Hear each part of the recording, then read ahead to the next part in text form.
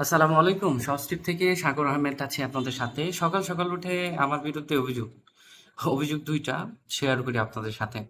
প্রথম অভিযোগ হচ্ছে ঢাকা থেকে রিয়াদ ইউএস বাংলা এয়ারলাইনের তারিখ পরিবর্তন করবে, প্রাইস দিচ্ছে 38,000।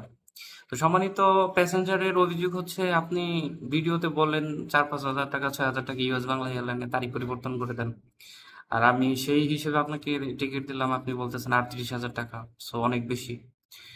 আবার আরেক ভাই আমাকে দিছে ঢাকা কুয়ালালামপুরে, এটাও ইয়েস বাংলা এয়ারলাইনের। এটা হচ্ছে মার্চের 25 থেকে 30 তারিখের ভিতরে যাবে। আর যেটা ঢাকা রিয়াদ ওইটাও ওইরকম ডেটই ছিল।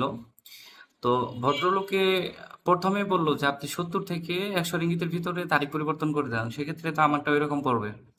তো আমি বললাম যে না, এরকম পড়বে না, এরকম পড়ার কোনো সম্ভাবনা নাই। কারণ যেটা 70 থেকে 80 বা 100 রিঙ্গিতের কথা বলছি সেটা আমাদের কাছ থেকে টিকিট কাটছিল, এবং আমাদের কাছ থেকে টিকিট কাটলে ওইটা তারিখ পরিবর্তন আলাদা করে কোনো চার্জ দিতে হয় না এক্সট্রা, এর জন্য তারিখ পরিবর্তন করে দিতে চার্জ কম লাগে।